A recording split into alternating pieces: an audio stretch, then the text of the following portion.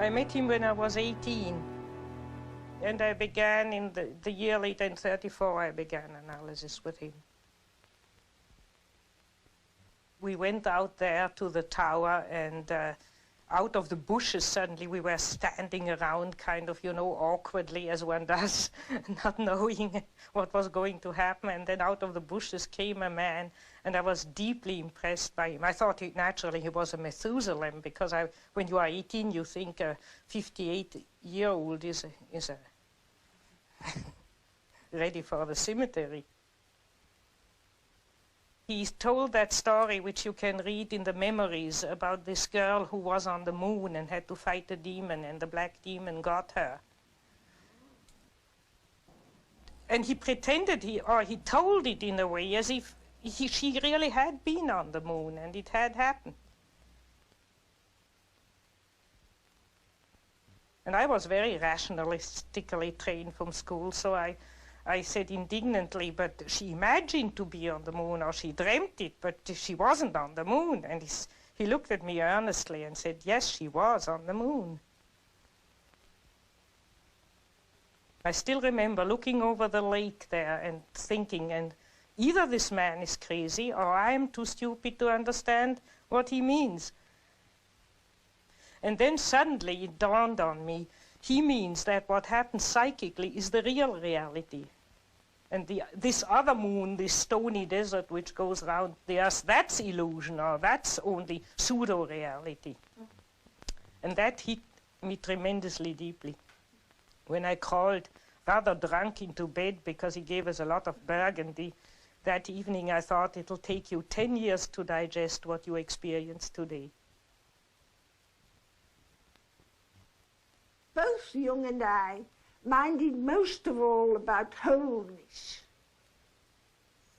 about becoming whole, and that I'd got at it through my art by always trying to draw or paint things that looked whole, animals, primitives, anything that seemed still at one with itself and whole. And he got at it by studying the things that were wrong with people, and then realizing the way to get it right was to find their wholeness, to find the opposite to the thing that was destroying them so terribly.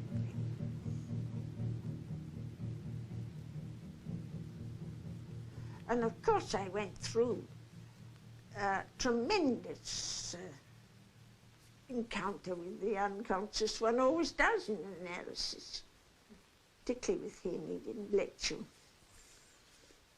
pick flowers by the way, sort of. When you met him in the club, or when you met him privately or in analysis, it was always a man interested in the, I would like to use the word, in the supernatural food. Always. Yeah. Into the depths. And you see, you could come into his room in analysis, and he was just speaking about the dreams you had before, last night, not knowing them, but he was involved. He was so transparent for people. And that was a fascinating thing in the relationship with Jung. Therefore, everybody who knew Jung had the feeling he speaks one's own language. We started talking, and I went home with him afterwards. And to Mrs. Jung's despair, we sat talking until about 3 o'clock in the morning without break.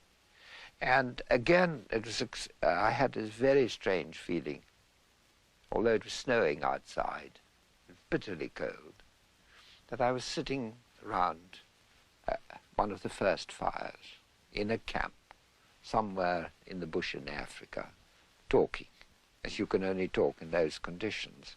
And I said to him, why don't you come back to Africa with me? He said, you know, when I came back from Mount Elgin and from Kenya and living amongst the witch doctors of Africa, he said, I found so much witchcraft in Switzerland I felt that I had to deal with all this witchcraft first before I could, before I can travel again. And he used to refer to himself as an old witch doctor. Very often when people asked him, "Are you a Protestant? Are you a Catholic?" he said, "Don't ask me these questions." He said, "I'm only an old African who finds his God in his dreams." And he really meant that. He really meant that. We had this tremendous human, almost animal warmth and immediacy. It was the immediacy of the laugh that got one. Schopenhauer said that humour was the only divine quality of man. And that Basel helped him with a lot. The Baselers have an extraordinary sense of humour, and their carnival is really marvellous. Jung took you there once to the Yes, we did. A lot of us, we went there the night before and got up at 4 o'clock, 3 o'clock in the morning, I think, to see the so-called Morgenstreich. And the procession comes through with lights. It's most impressive.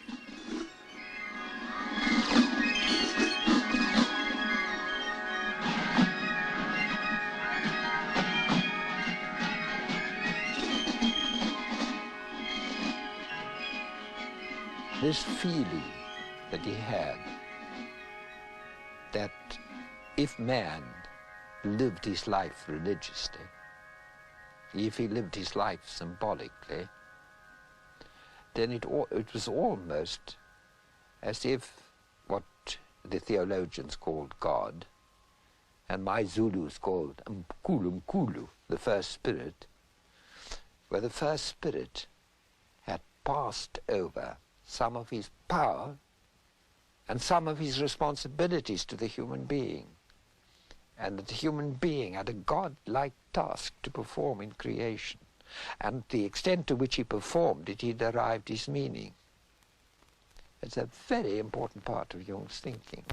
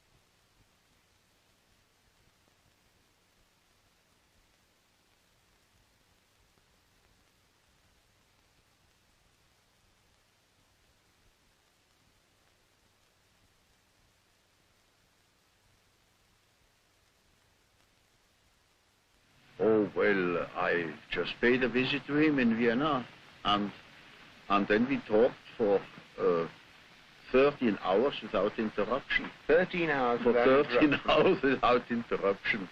We didn't realize that we were almost dead at the end of it, but it was tremendously interesting. He was the old man and had a great experience, and he was, of course, way ahead of me, and so I settled down to learn something first.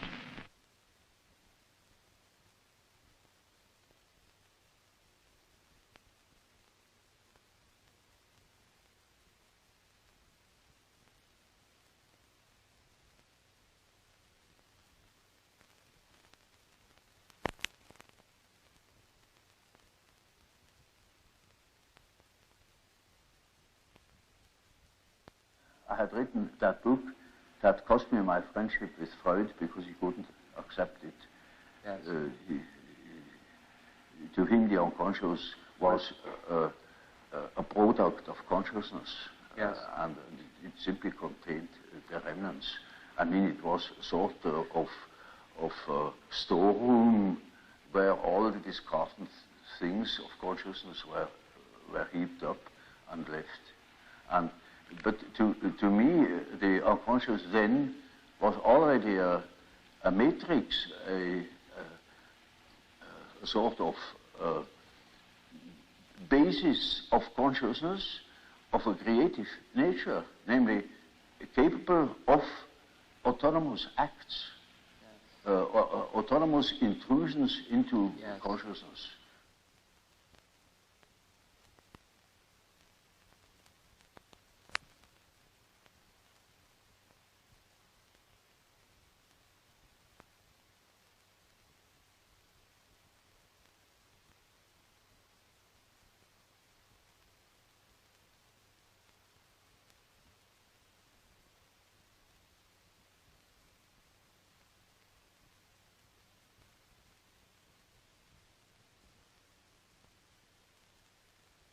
Man's soul is a complicated thing, and it takes sometimes half a lifetime to get somewhere in one's psychological development.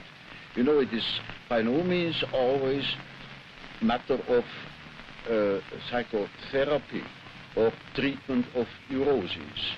It is all psychology has also the aspect of a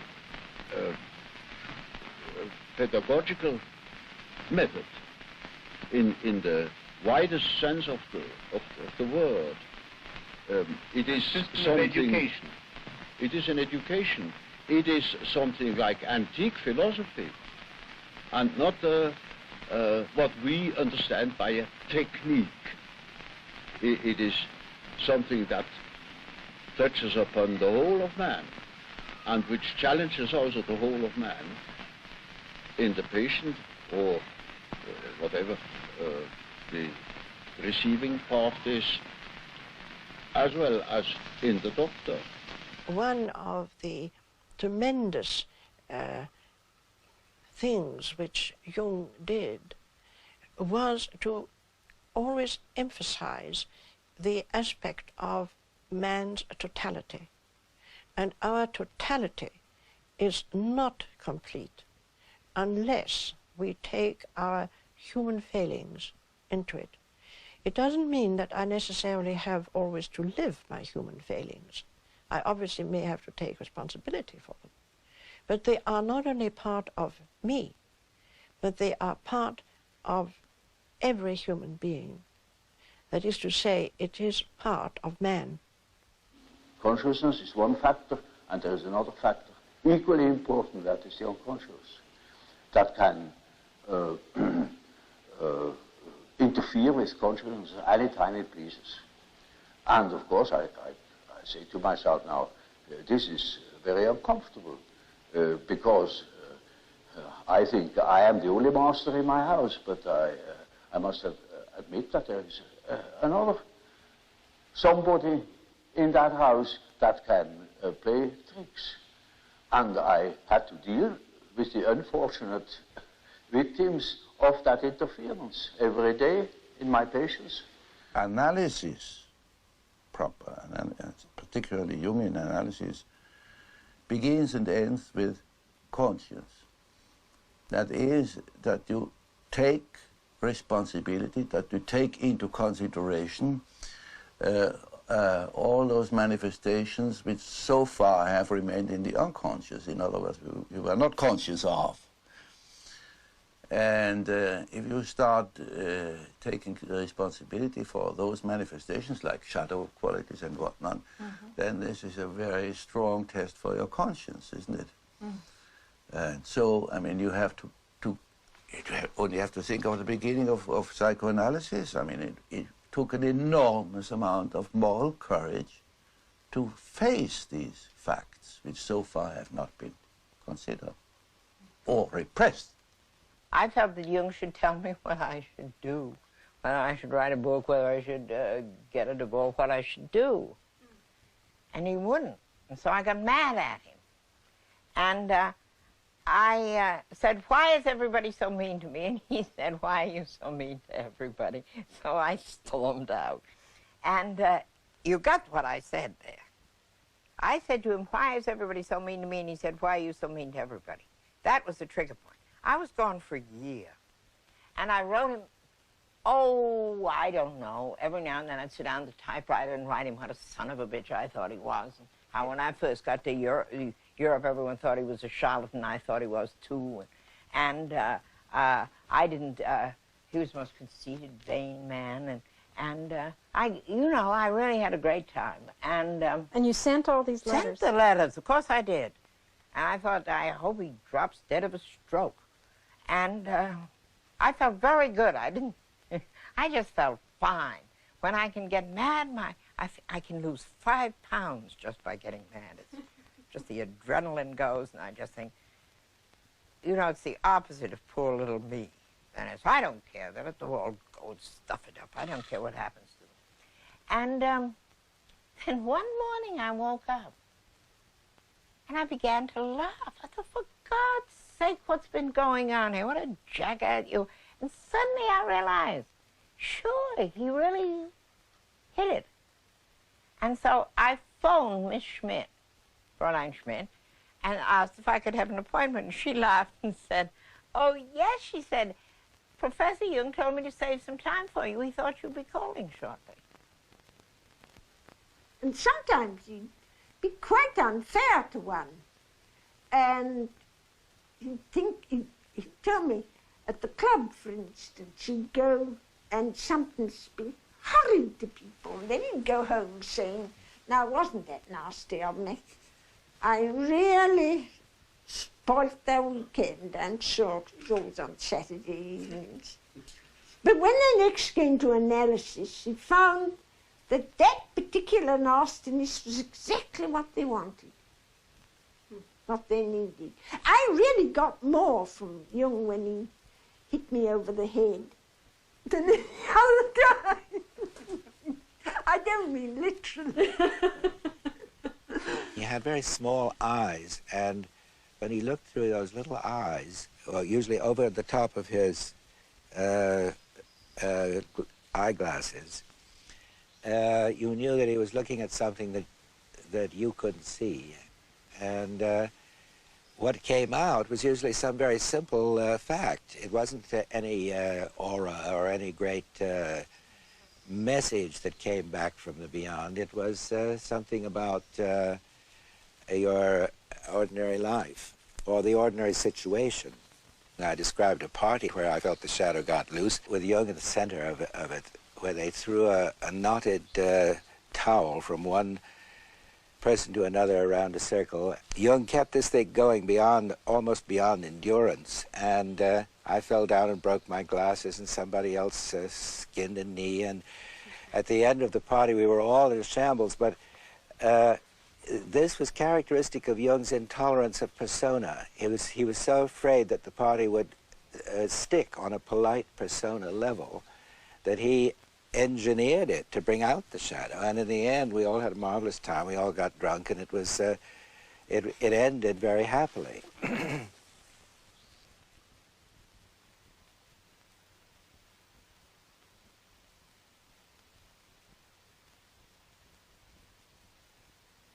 He became a human being, and a total one. I mean, he included everything. He could be terrible. He could be terrible. He could be absolutely terrible. In these ranges. Yeah. In these ranges. I remember one thing when we sailed on the lake up there, Bollingen, you know, in his boat, and there was a the wind died down completely, and we were way up from the Turm, you know. I see. Yes. Way off, and so there was nothing else but to row. And I was an old sailor, and you know, I knew how to row, indeed, better than he did, as a matter of fact. And also young. So I went and rowed, And he started criticizing me for every single part of a movement I made with those two rows. You know. And he knew it better, of course. Oh, and did he row himself? Joan was in the boat as well, my wife, and so it was absolutely, it was hell. It was real hell. Until I said, good, fine, do it yourself. Yes, you Sat finally down. said. And he did it? Yes, he had Yes, to. he had to if you gave. He Yes, had to. Yes. I wouldn't make one single move. Yes, so, and did he ever apologize? For No. Really? Oh, he could be terrible. Oh, he could be real terrible. When I was his secretary, he grumbled at me with a very loud voice, and he was he didn't like when I took it personally, so I took it, and sooner or later there was a big and very beautiful, how do you say, belohnung, recompense, a compensation. He compensated it. He knew exactly what he had done, and then one was rewarded if one could stand it, and if one didn't took it personally. You see, he was so burdened by his ideas and by people outside and his inner figures. So I understood it quite well. He had to have a let out, was heißt ventil. Ventilate. And went out. Ventilate. The steam has to go out. Yes. And it sometimes came out on you when you were there. Yes, why not? Yeah. The personal shadow is the personal shortcomings of things which every human being could be conscious of, which is not archetypal. For instance, such things as greed for money or jealousy, inferiorities which everybody has, but prefers not to know about. If one is jealous or if one is suddenly possessed by wanting money or so on, one could know about it if one is honest with oneself. But the collective shadow has to do with the dark side of the archetype of the self. That means it's the shadow of the God image. In the Christian tradition, it would be the devil. And that has always been personified and felt as something which has not to do directly with the human being. I mean, if somebody is possessed by the devil, he's much worse than just, he's not human, it's demonic. And, but on the other hand, generally that merges. First you have this area of dim, dark side, and behind it lurks the other. I, for instance, seen that when Germany went to the devil in Nazism, people fell into it through their personal shadow. For instance, they didn't want to lose their job because they were clinging to money. That was their personal shadow. But then they joined in with the Nazi movement for that reason and did much worse things than they would have done normally under normal social conditions. So you can say the personal shadow is the bridge to the collective shadow, or the open door to the collective shadow. But the collective shadow comes up in those terrible mass psychoses. It's like if you have a room and there's one door not shut, and there the devil can come in. And if you know your personal shadow, you can shut all the doors.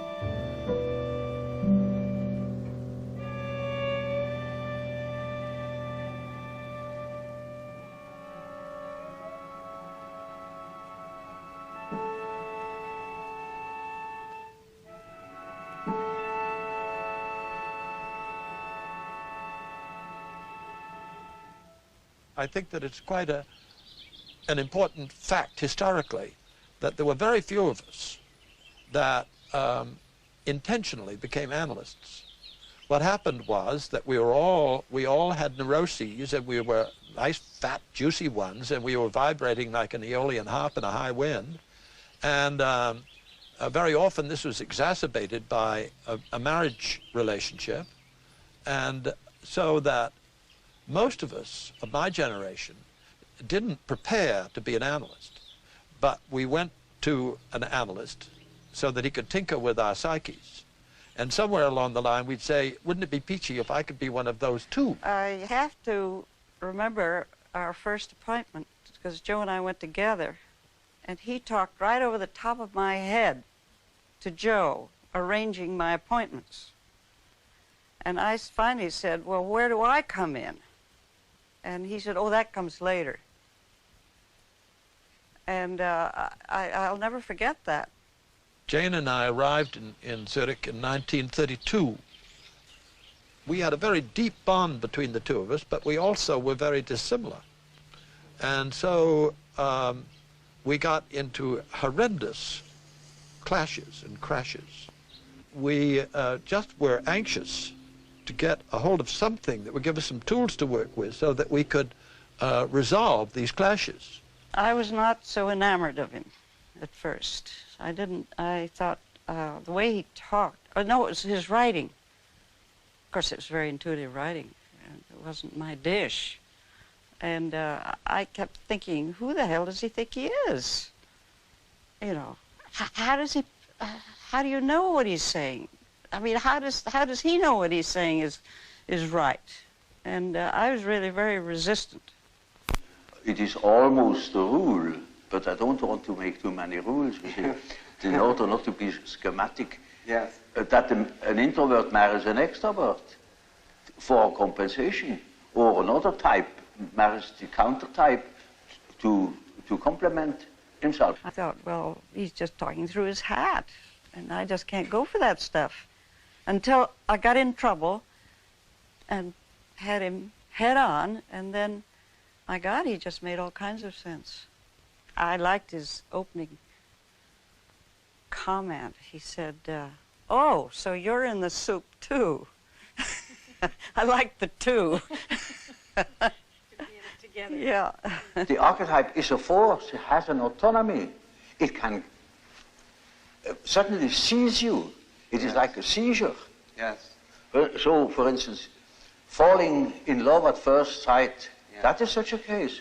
You see, you have a certain image in yourself, without knowing it, of the woman, of the woman. Yes. Now you see that girl, or at least a good imitation of your type. And instantly you get a seizure, and you're gone. And afterwards you may discover that it was a hell of a mistake. Or you see, a man is quite capable, he's intelligent enough to see that that woman of his choice, as one says, not no choice, he has been captured. Yeah. You know, he sees that she is no good at all, Yes. that she is a hell of a business. And he tells me so, and he said, for God's sake, doctor, help me to get rid of that woman. He can't. He's like clay in her fingers. And that is the archetype. That is so-called archetype of the anima. Yes. Yes. He thinks it is all his soul, you know. Like the girls, you know, when a man sings very high, then he thinks he must have a very wonderful spiritual character because he can sing the high C. Yes. And she's badly disappointed when she marries that particular number. Yeah. Well, that is the archetype of the animus. Yeah. This is built right into the center of Jung's whole psychology, that one should develop one's countersexual components, as Margaret Mead so quaintly phrases it. But Jung prefers to talk about the animus and the anima, meaning the feminine side of the masculine side of the woman and the feminine side of the man. And so that all of us who are really committed and involved in the Jungian world are very busy trying to develop our animuses or our animas, and we don't ever expect that it's going to be quite a dead heat and that our voices will alternate from soprano to basso, or that we are going to get a reissue of our vital parts. But on the other hand, we do feel that usually going on a two-step operation, first with the projection of one's anima or one's animus, and then the gradual peeling of it off and taking it back in again and assimilating it and hopefully integrating it into one's consciousness, that this androgynous or almost androgynous state of being is the way one hopes to be before they throw the switch. In the beginning stages of a relationship, there's generally a lot of projection mixed up with it. And that is responsible for all those love quarrels. I mean, she makes demands which he can't fulfill, and he makes demands she can't fulfill, and animus anima crossing the swords. And I mean, if you tape record a love quarrel, it's the same all over the world, literally. And that is projection. And if people don't run away, but work it out and take back all what is projection in it, then appears or is peeled out of all this the true relationship. Now, it might be none. And then it would be like the Freudian thing, goodbye, and now I see you simply represented that and that in me, and thank you very much, goodbye. Or there might be a tremendous amount of relationship, true relationship built up, which is not the same thing as projection. The intensity of our struggle suddenly became clear to me that Jane had a thinking function developed, and I had a developed feeling function. And of course that was upside down. Everybody knows that men think and women feel, only what didn't happen to be so with us. But I think that what he did for women came through his tremendous interest in the individual. And women could be individuals too. And this problem of what is feminine and what is masculine and so forth and so on almost came as second to that. Mm-hmm. So I think in a sense, and then of course his discovery of the animus and the anima, that did a lot.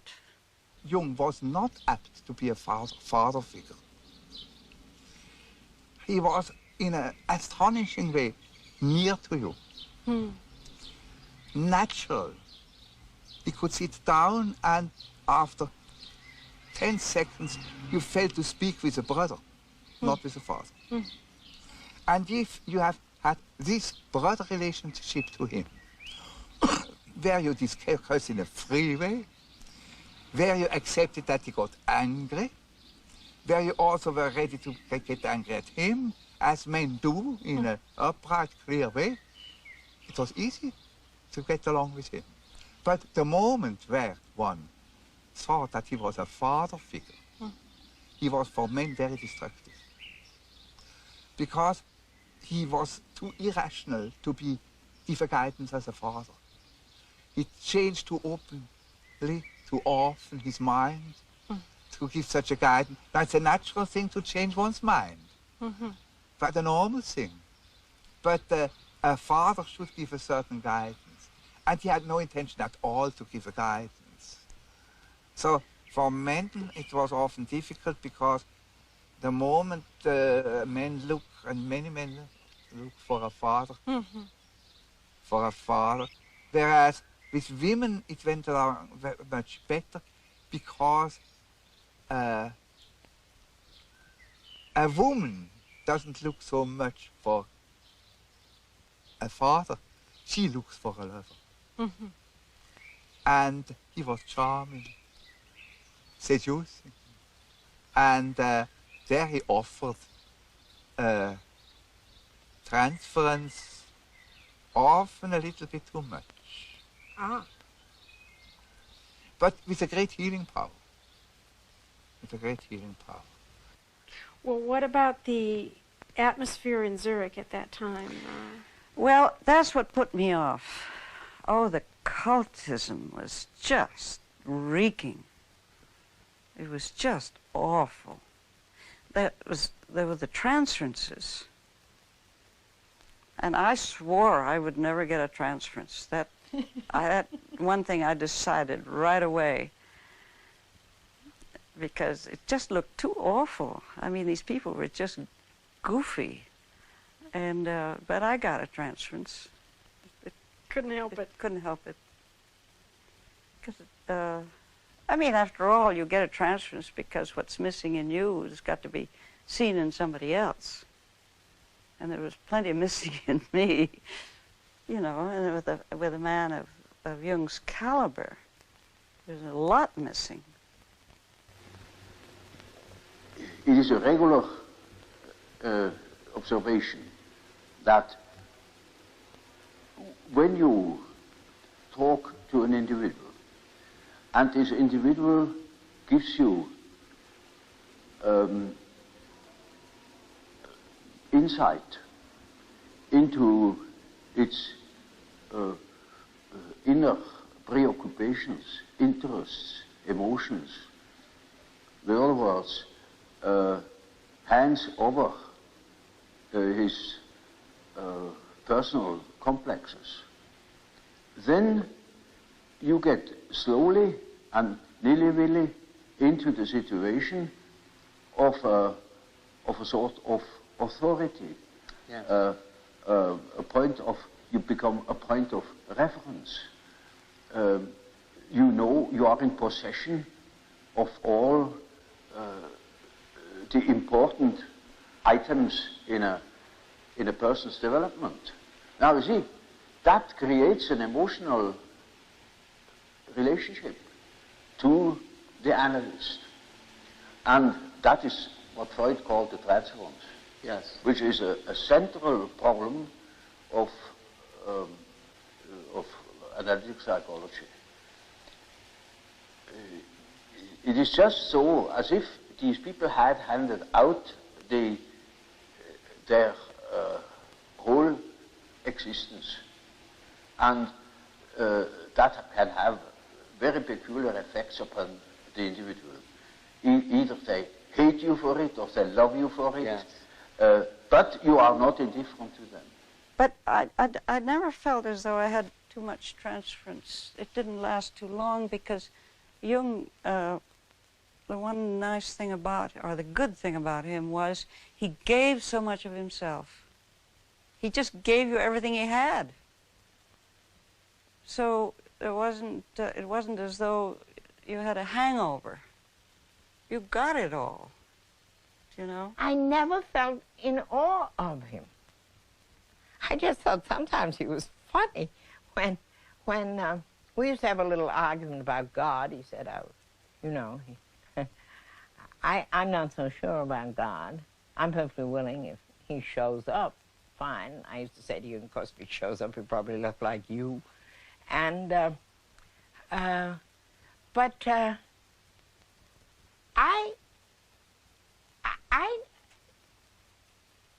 guess that I thought before I got mad at him, I thought that he would have some kind of a solution to life's problems.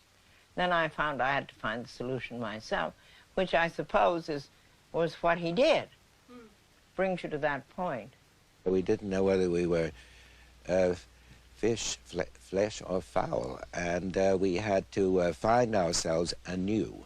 I dreamt that Jung was a Protestant clergyman standing at a pulpit giving a sermon, and we were all in the pews, and when he finished his sermon, all the others got up and began to chant mandala, mandala, the way they might in Christian times have said Hosanna. And this represented a worshipful attitude to Jung that was laughable, as you can imagine. So I thought, I hate to tell Jung this dream, but I did. And he said, well, of course you should feel that way. I was simply projecting my own Protestant background, making Jung a father figure, making the other people into a group which they were not. Freud always wanted to break a transference and to resolve it. To resolve it and to bring people to life again, down to the adaptation to life again. But Jung had another point of view, had the feeling as long as we have a strong transference, one must serve it, because he said there is a greater personality involved in transference. And we don't know what this greater personality has in storage, and so we must serve it. And that was tremendously difficult for Jung. He often told us, you see, I should have 10 lives in order really to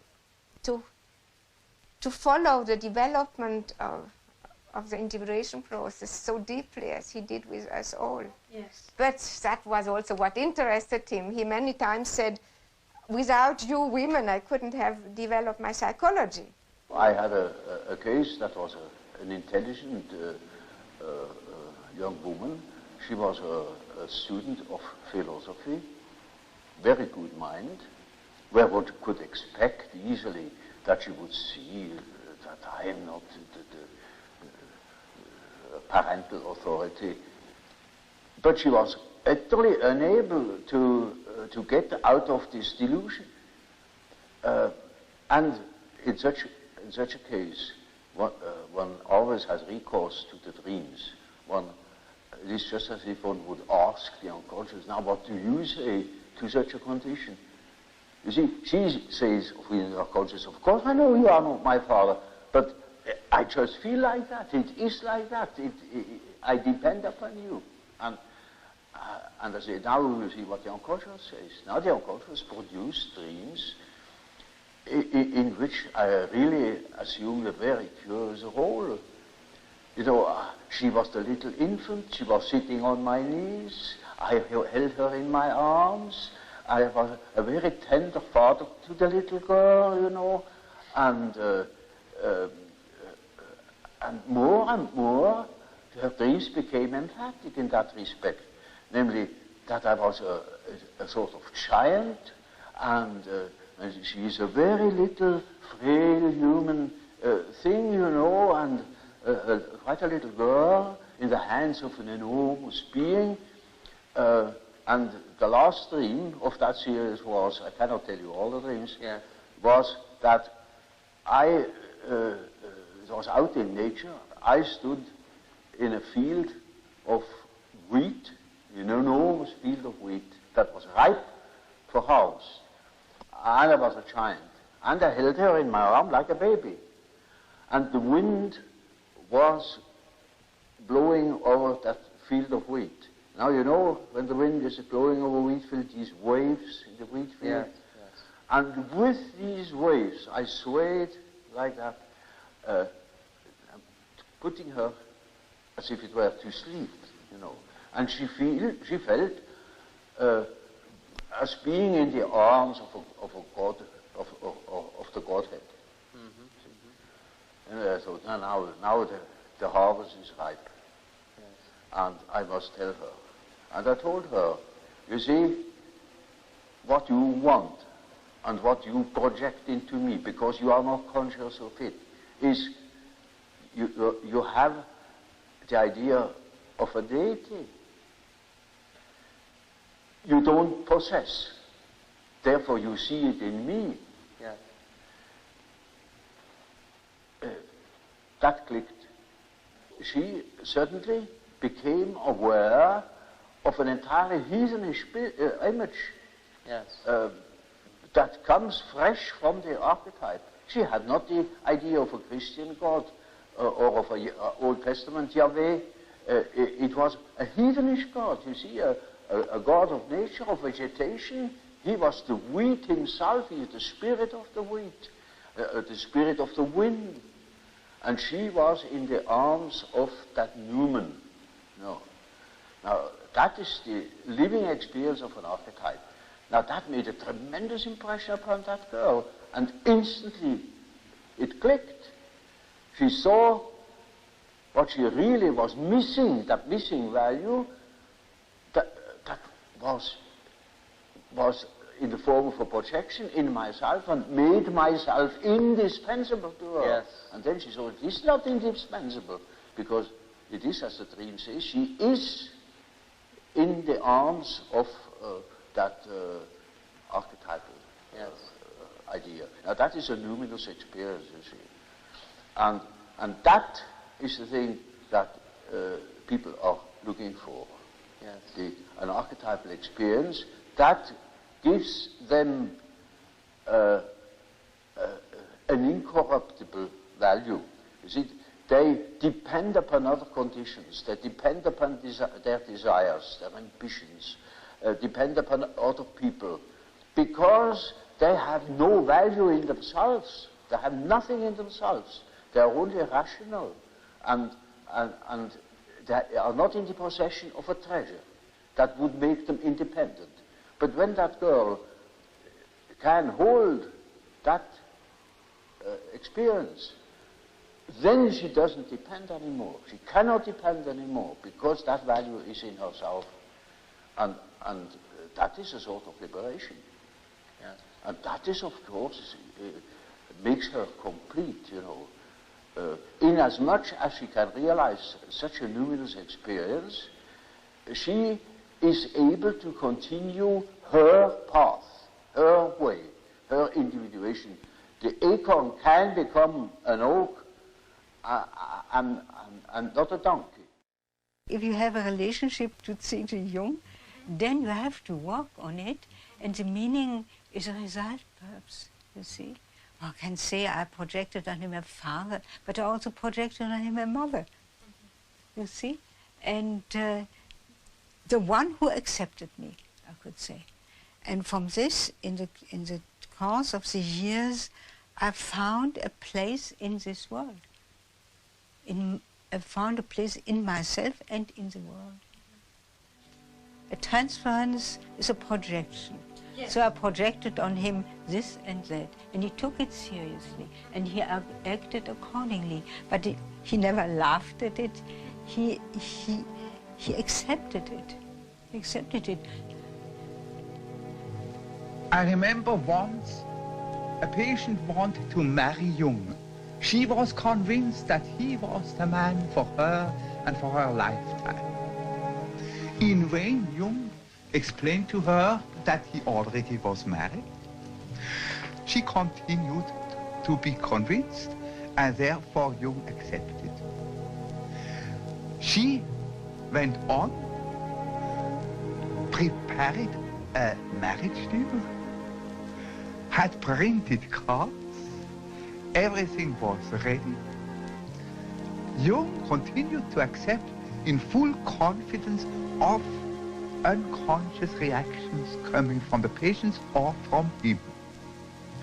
And the day before the planned marriage, he got an express letter from the patient telling him that this night God had told her that unhappily enough the marriage would not be possible. The patient came out of her psychosis, had always in her memory this event, and was completely balanced afterwards. That's how Jung handles the transference situation as a full reality, and having fully confidence in the unconscious, which would lead the patient and himself through the seemingly difficult situation.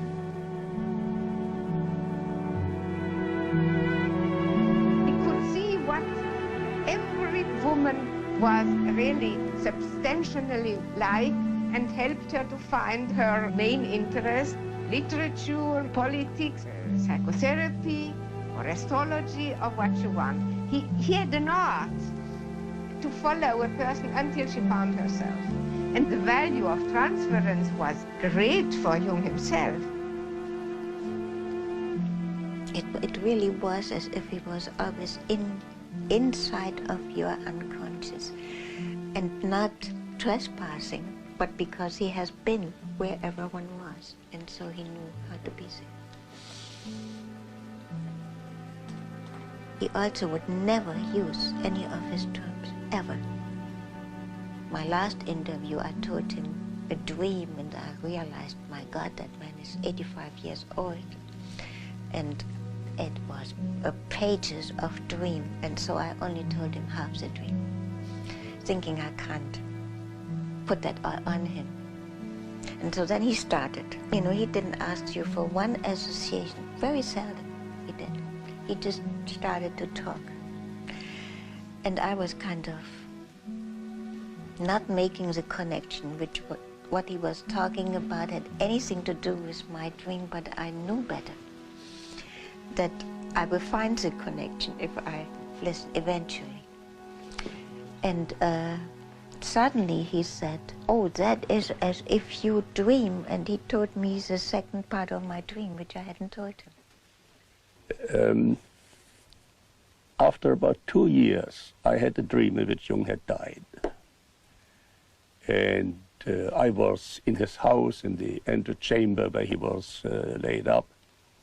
And I paced up the room, very depressed, very unhappy. And suddenly my feeling changed, as if I pulled up my socks and, well, all right, he's dead now, as far as the gone and worked.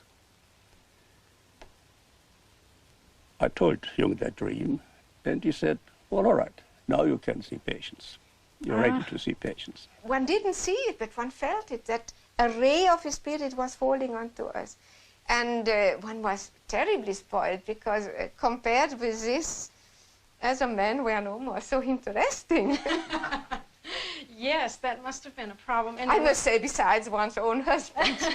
Well, you were married. And I was married. Yeah. You had a deep relationship. And how did your husband feel? Did he ever feel jealous of Jung? Clear. All our husbands, the husbands of our women around, were very jealous. Yes.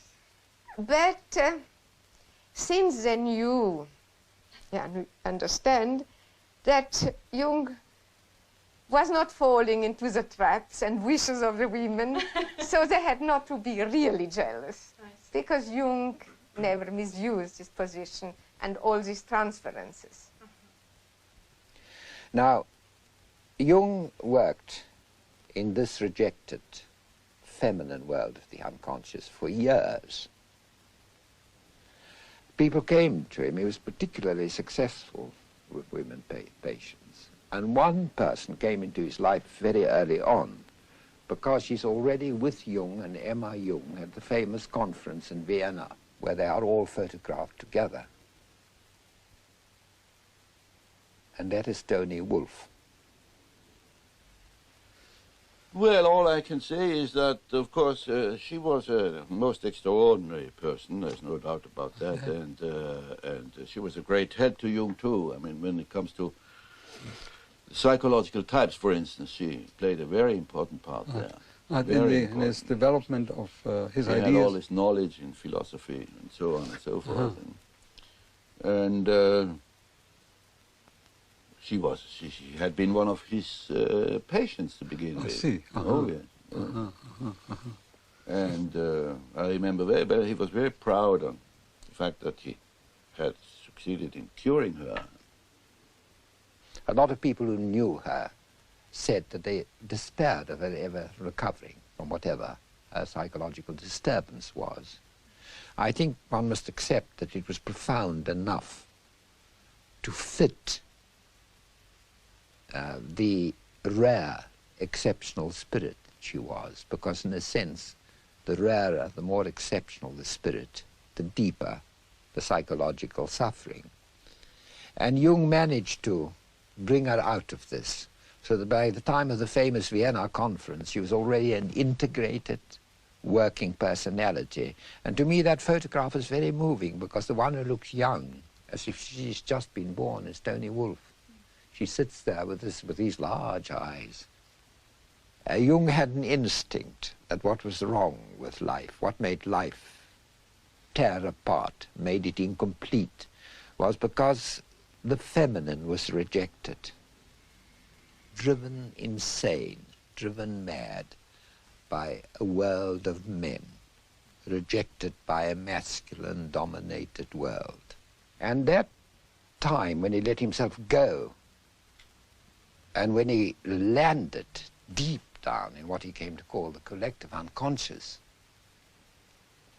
all this rejected feminine in himself confronted him. Tony Wolff was being analyzed by Jung. When Jung started to have his active imagination, it really got going and he got rather unstable. And that Tony Wolff simply said that she wasn't going to go on with her analysis with him and that she was going to have a relationship with him. And more or less, I gather, took him by the ear and did so. In this unfamiliar, terrifying underground of the collective unconscious, she was Jung's guide, to such an extent that she lived with him. And she took over the whole of the burden. And of course the tensions caused by that in Zurich and in the family must have been tremendous. She reflected his anima in a way that Mrs. Jung didn't. It was she who introduced him to all the Eastern things, Eastern spirituality, Eastern philosophy, and so on. They were lovers, I take it? Oh, yes. Yes. Emma knew of their relationship, but she didn't wish to divorce you. Oh, good gracious, no. It would never have entered her head. No, I see. I mean, that wouldn't have been done. I mean, That's rather unusual. No, I don't think so. Not at that time. I mean, I don't even think nowadays. I mean, she had 4 children, and I don't think that Jung would have wanted a divorce at all. Well, perhaps this isn't really relevant, but not many women will countenance open infidelity.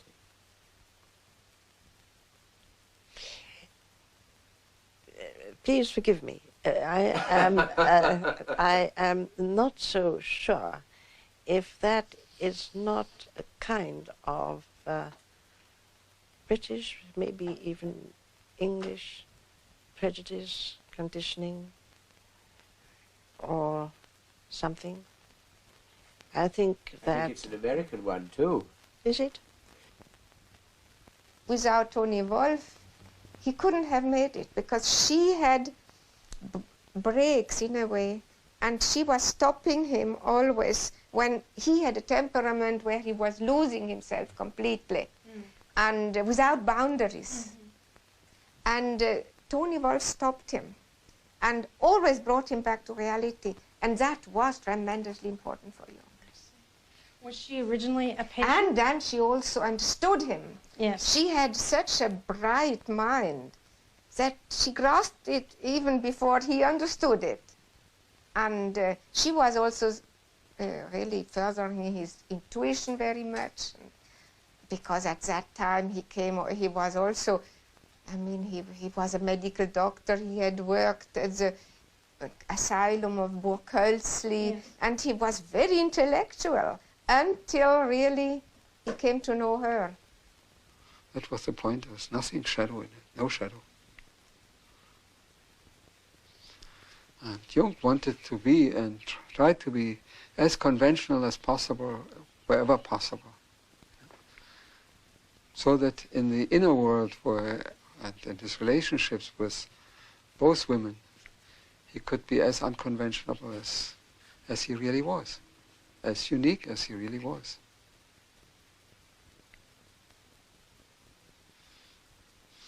No, it was quite a thing for him to do around 1910. You know, the Victorian age wasn't quite so far gone, and it wasn't anything he hid. You know, I remember I was walking in Zurich, there near the institute, and there was Jung and Tony Wolff walking. You know? There was nothing hiding, and it was in this relationship that he had these tremendous experiences of the conjunctio. That's when he understood the mystical background of sexuality, mystical or the psychological archetype that was working there. That was later such an established relationship, and Mrs. Jung was so included that I am very sure he would not have parked his car in front of Tony Wolff's house, who was 1 minute away from the institute, and everybody would know when he was there and when he was not there, if he would have had the slightest doubts about it. And so this relationship with Tony Wolff was not an affair, it was another wife. 2 wives and 1 man. That's an excuse. My opinion is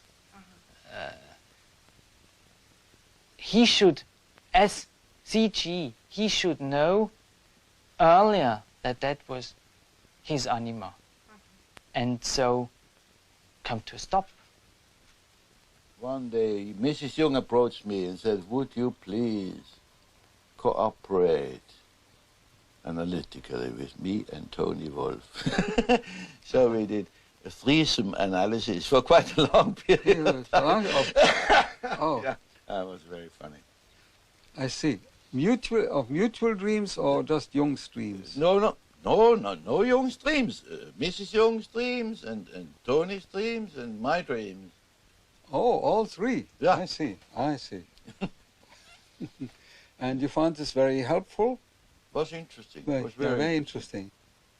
She wasn't at all browbeaten by Jung. She was downright and direct, and she did a lot of work on his papers, too. She obviously stood by Jung all through his periods of crisis. She was a much more solid sort of character than Jung. First, she had given birth to 5 children. And then Jung told us, and she told us, and she felt the need also to know more. And then she studied physics and mathematics and many other things. And then she had an analysis with her own husband. She did? Yes. How difficult. Yes. She had also another analysis, but the main thing was analysis with Jung. And afterwards, he allowed her to analyze. And she was a very good analyst, and the opposite of her husband. He was more intuition and thinking, and Emma Jung was sensation, mainly sensation, absolutely down to the earth, and more to that, to the depths of the earth.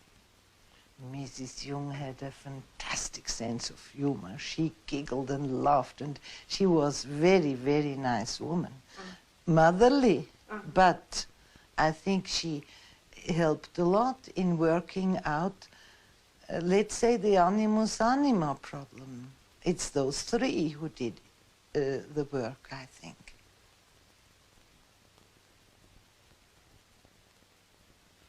Emma Jung said to a close friend of mine just before she died that she had never ceased to be grateful in her life for Tony Wolff, because Tony Wolff was able to do for her husband something that she could not have done. I think what's remarkable is that they made it. And I think they're the ones, that Tony and Emma are the ones that made the threesome situation possible. They worked out something between them. Jung, in his dedication copy of Answer to Job, wrote, well, I have to translate it, unasked dropped from heaven. Ungefragt vom Himmel gefallen. So, no, I think naturally the relationship changed, the relationship do change, but it existed.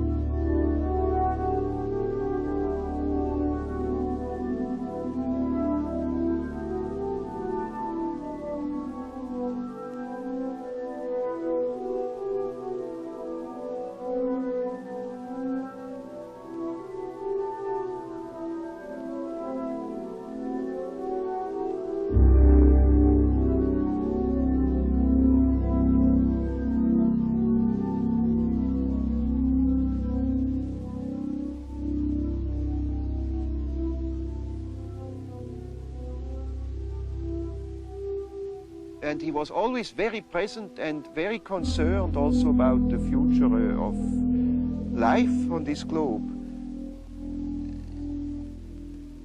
I think he needed space and quietness to meditate about them and to find as much answer as he could find.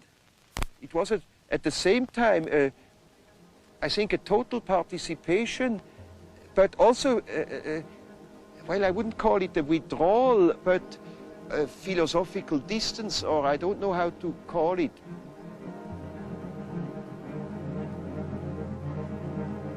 He went to Berlin so often during the year, and he did all his reading up there. Most of the reading was done there, and also most of the writing. Also, the writing.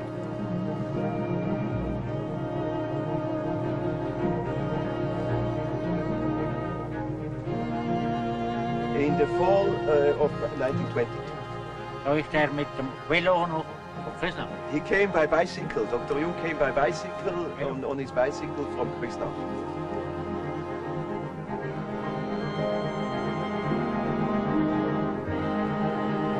The western part of the land was sold by Mr. Hugenvatter's father to Dr. Jung.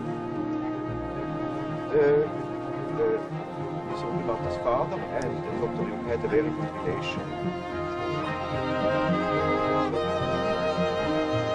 Das ist der Freitag. Gerade am Film. Ja, nein, ist schön. Und der Bruder auch noch. Der Großvater. Und Sie haben das im letzten Moment beschlossen. Ja, mit diesem Trick. He spoke with everybody. Man ist in Oxygen behalten.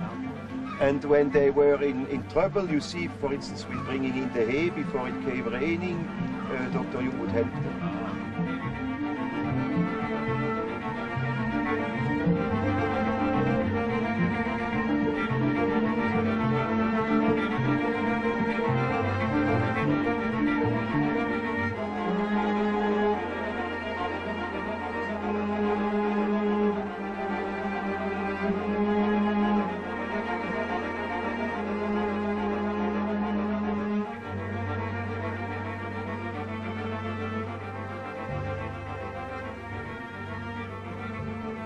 A man is not complete when he lives in a world of statistical truth.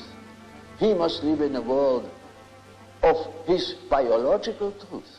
Man has always lived in the myth. And we think we are able to be born today and to live in no myth, without history. That is a disease. That's absolutely abnormal, because man is not born every day. He's once born in a specific historical setting with the specific historical qualities, and therefore he is only complete when he has a relation to these things. It's just as if you were born without eyes and ears, when you are growing up with no connection with the past. From with the standpoint of natural science, you need no connection with the past. You can wipe it out. Yes. And that is a mutilation of the human being. He had what the Greeks called techne, hence our word technology and so on. And techne means also art and skill.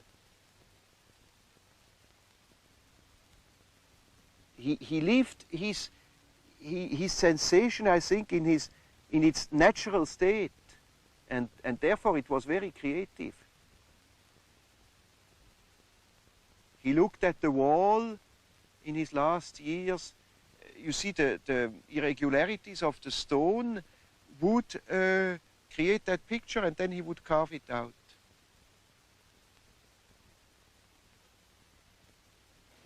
The statements of every religion, of many poets and so on, are statements about the inner mythological process, which is a necessity, because man is not complete if he is not conscious of that aspect of things. Well, we have to revive primitive superstition. Because in primitive people, their sword has a soul, their hammer has a soul. No smith would start making a sword without a ritual first. Still in the Middle Ages, the heroes who depended on their sword, think if your sword breaks in battle, you're a dead man. So their sword had a name and a soul. They knew that sword, and the solidity of that sword was their fate. And now it's still so. Let a few of your atomic plants explode, and please. Matter, if it has to cooperate with you, needs loving care. And not only technically by oiling and so on. You have to kind of live with it. Otherwise it plays you tricks. One of the last times he went to the tower, for instance, he hadn't been there for a long time, and the first days the covers of the pans like to jump off and fall on the floor in the wrong moments, and you know how objects can absolutely misbehave. So he put himself up in the middle of the kitchen and said, now, ladies and gentlemen, pots and spoons, I know I have neglected you for a long time and you are angry with me, but I beg your pardon and I ask you now to cooperate again. And from then on, there were no more accidents. He had great fun with that. If you notice, it's highly symbolic. The days you can't open a door, you can't get at something, or some object hides from you just when generally when you are not in yourself and in an impatient mood or so on, then everything plays you tricks. It's naturally your own unconscious mixed up with it. But it communicates with matter. We are only deeply unconscious of these facts because we live all by our senses and outside of ourselves. If a man could look into it himself, he would discover it. Yes. And when a man discovers it, in our days, he thinks he's crazy. And he may be crazy.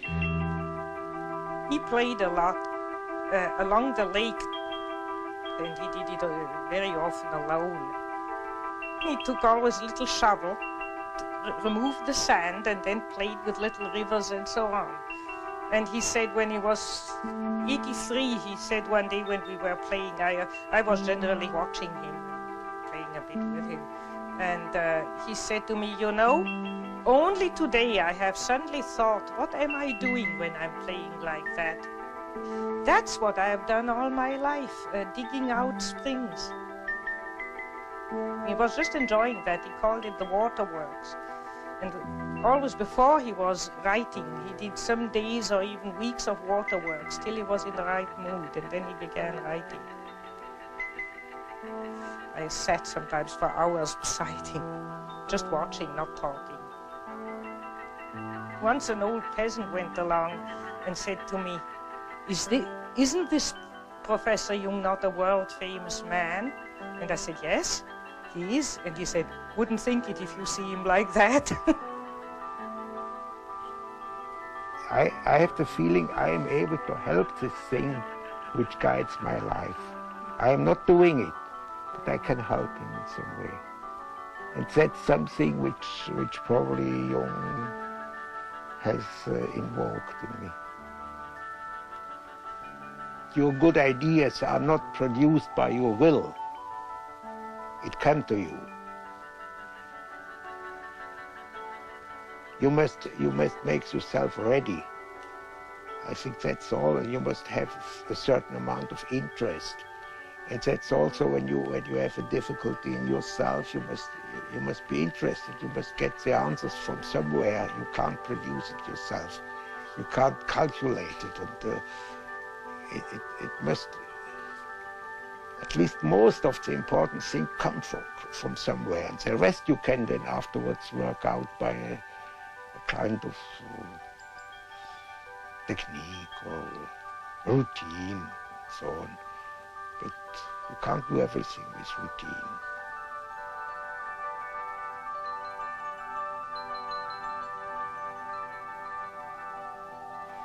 was always looking for something in between, you know, something that linked that remote past with the present moment.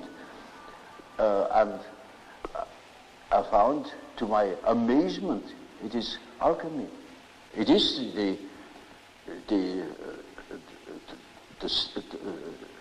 the basis of our modern way of conceiving things. And therefore, it is as if it were right under the threshold of consciousness. Gives a wonderful picture of how the development of archetypes, that means the movement of archetypes, looks when you look upon them as if from above, maybe from today you look back into the past and you see how the present moment has evolved out of the past. And we can construct or even predict our the unconscious of our days when we know what it has been yesterday. And when I heard Jung talking about alchemy, it was like a revelation for me to see how, because there are religious ideas which are on the foundation of all these scientific work. The energy that you do, that you start to do chemistry, comes from somewhere which is not a really rational thing. It's an emotional thing. For Jung, religion was an attitude. For Jung, religion was an attitude to life and had absolutely nothing whatever to do with any kind of creed. And he was actually ambivalent about creeds, because on the one hand he said that a creed would stop you from having an experience, and since he believed that religion was not only an attitude but had to do with experience, personal experience, if you block it by a creed, obviously you can't have an experience.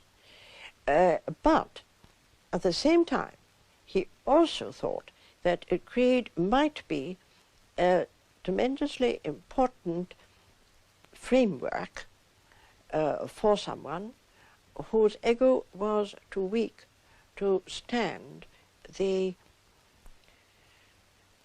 horror, the void of complete loneliness.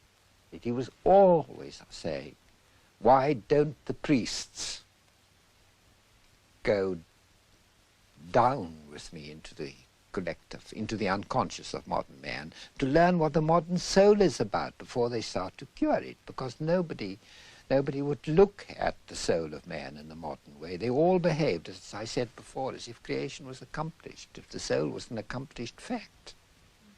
And it wasn't. That's why the book of Revelations had so much meaning to Jung. And that's why he saw it having its place in the Bible. You know, Calvin fought very desperately to have the book of Revelation removed from the Bible, because he called it a dark and dangerously obscure book. But it really is very meaningful, because it's the one book which suggests that the revelation of God doesn't end with the coming of Christ. There is more to come. That religion is a process of continuing revelation and experiencing of revelation, and being obedient to your greater awareness of becoming in life. He was very conscious of the center of his being, which he called the self. And he would talk about the God image living, being alive in this center of our whole being. He always said he did not wish to discuss the existence of God, because this was a metaphysical question which he was not prepared to go into. But from the psychological point of view, he knew that the God image was within oneself. The God image changes. God does not change.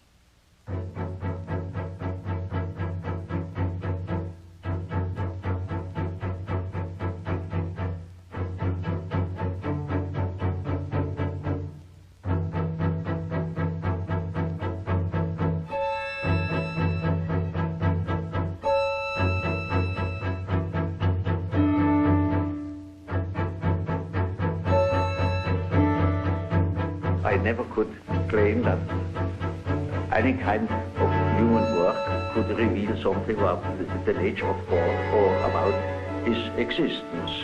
I only know that the idea of God is a pattern, an age-old pattern, a primitive pattern that always has been and never lost its, what we call, numinosity.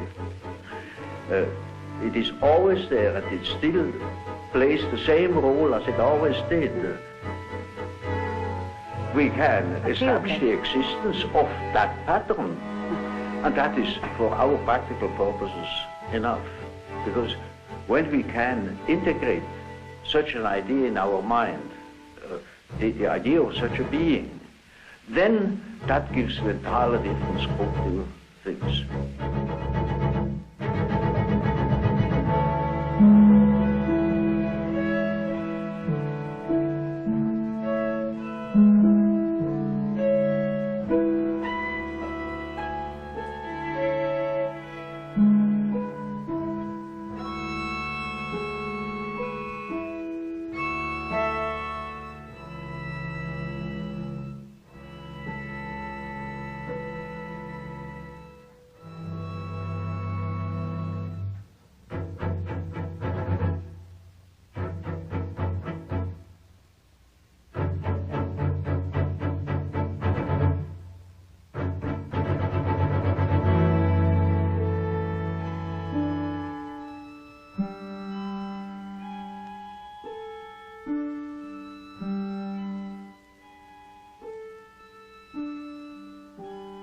Does not project, you see, just because does not confuse the image of God that exists in man with God himself. He says he cannot make any statements about God, but about the image of God as it exists in the human being, you know. And so this whole ego-self relationship is really at the, so to speak, at the basis of Jung's work. That's all it is about, you know. But the self-experience as something inside man, but not the same as the ego, you know. But he doesn't project it. Jung puts the burden squarely on each person. And this psychology of individuation, of making what you are, and what you've inherited of the universe, of making that specific, of making what you've got of the collective in you, making that individual, and carrying it as an individual, and not only standing still in it, but allowing an act of becoming in the midst of your being, to become your own way of moving through life. This is the hardest thing you can ask of human beings. What would you say the main value of the research and the writing that you and Jung have done on alchemy is?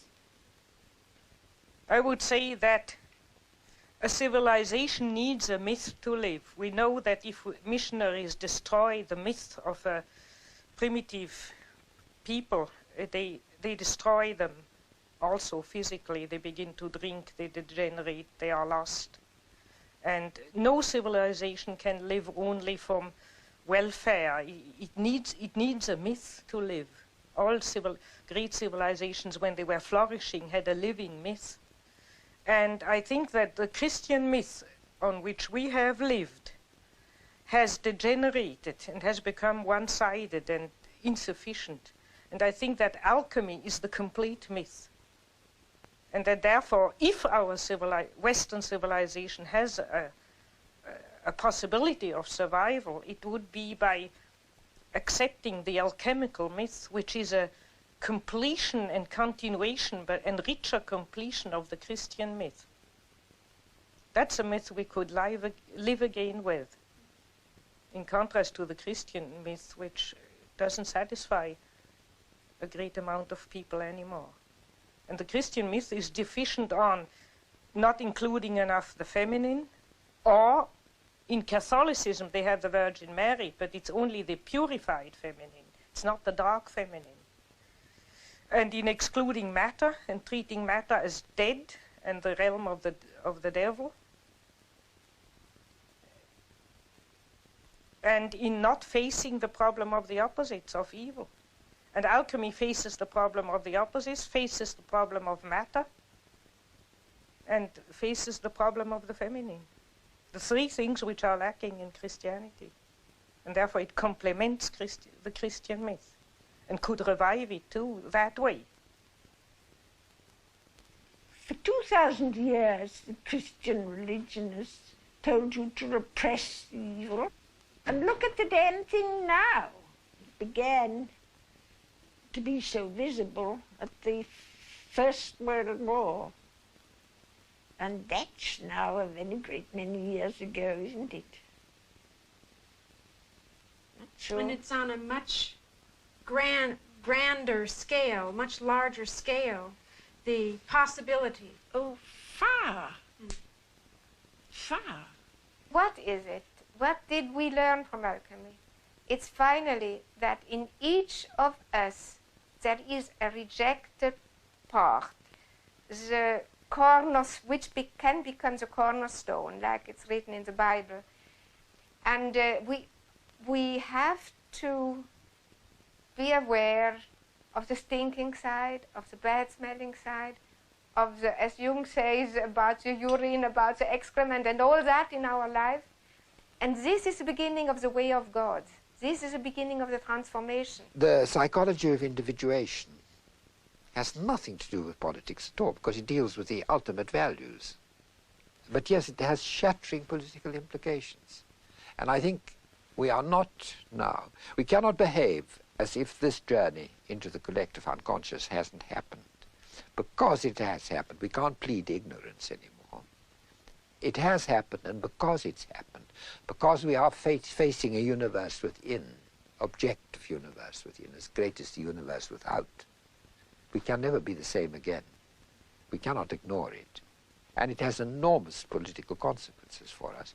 And the kind of society, the kind of politics that will save us will have to be where more important than any other quality in our politicians, we must demand psychological illumination, psychological awareness, because otherwise we get people sparring with their own shadows.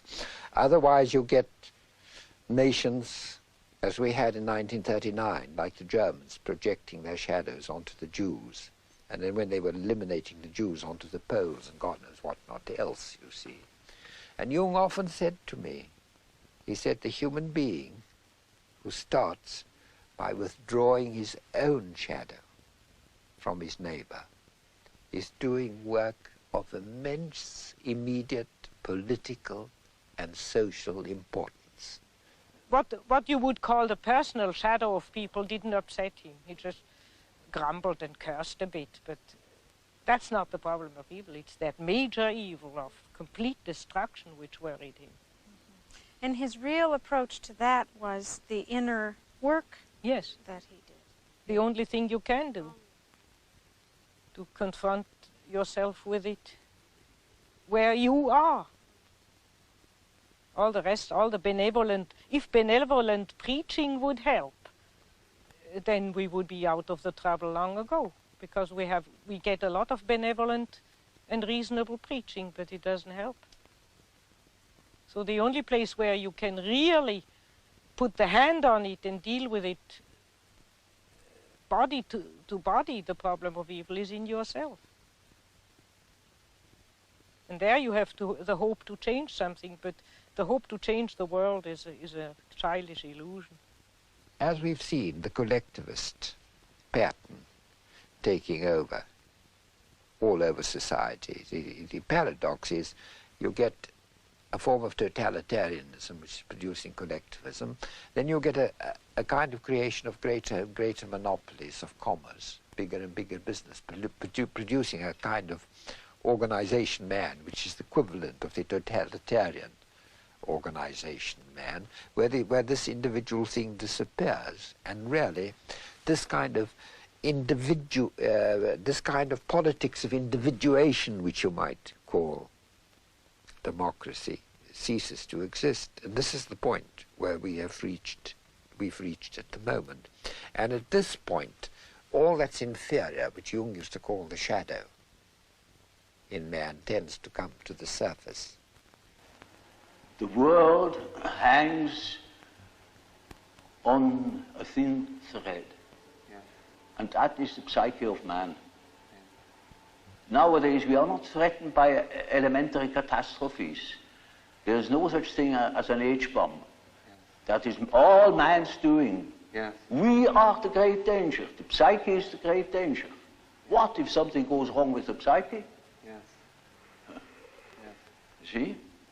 And so you see, it is demonstrated to us in our days what the power of the psyche is of man, how important it is to know something about it, but we know nothing about it.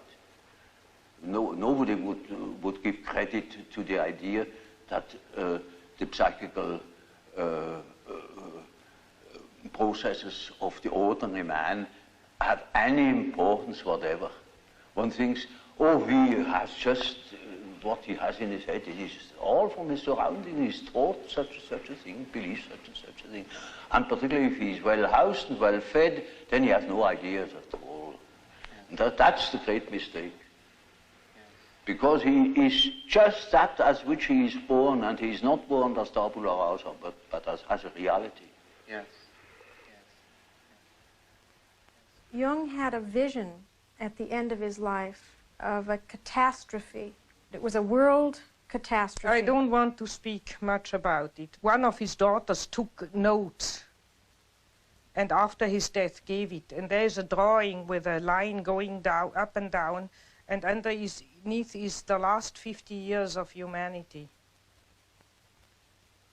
And some remarks about the final catastrophe being ahead. But I have only those notes. Mm-hmm. What is your own feeling about it, the world situation? Well, one's whole feeling revolts against this idea. But since I have those notes in a drawer, I don't allow myself to be too optimistic. I think, well, we have always had wars and enormous catastrophes, and I have no more personal fear much about that. I mean, at my age, if you have anyhow soon to go, so or so, egocentrically spoken. But the beauty of all the life, to think that the billions and billions and billions of years of evolution to build up the plants and the animals and the whole beauty of nature, and that man would go out of sheer shadow foolishness and destroy it all. I mean, that all life might go from the planet. And we don't know. On Mars and Venus, there's no life. We don't know if there's any life experiment elsewhere in the galaxies. And we go and destroy this. I think it's so abominable. I try to pray that it may not happen, that a miracle happens. Do you find that young people that you see now are aware of that it's in their consciousness? Yes, it's partly in their unconscious and partly in their consciousness, and I think in a very dangerous way, namely in a way of giving up and running away into a fantasy world. You know, when you study science fiction, you see there's always the fantasy of escaping to some other planet and begin anew again, which means give up the battle on this earth. Look, consider it hopeless and give up.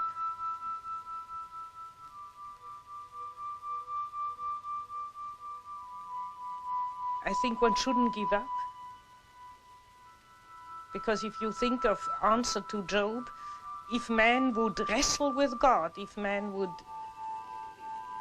tell God that he shouldn't do it,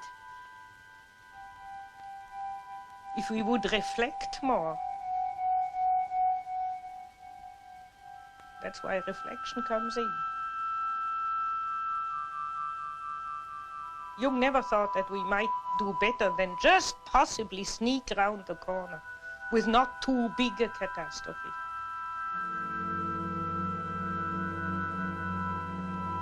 When I saw him last, he had also a vision while I was with him, but there he said, I see enormous stretches, devastated, enormous stretches of the earth.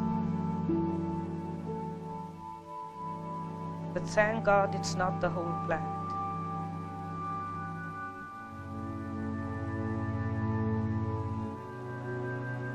I think that if not more people try to reflect and take back their projections and take the opposites within themselves, there will be a total destruction. There are a lot of people who go through life and the unconscious is no reality to them. They say at breakfast I had a funny dream, and that in the afternoon they don't know anything about it anymore. But if they paint them and interpret them and think about them,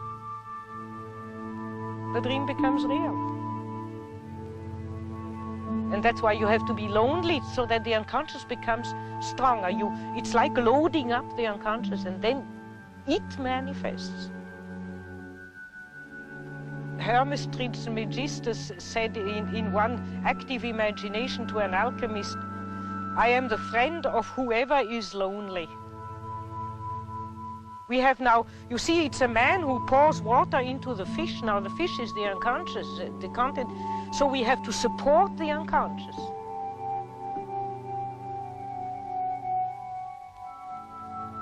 It's not enough to just have it. We have to actively turn towards it and support it so that it then helps us. Many people are not in analysis, but if they are naturally gifted, which I would call if they are honest, they can find these things without analysis. I've lived in this tower sometimes 3 weeks alone without speaking to one word to anybody. And I sometimes thought I was going off my head.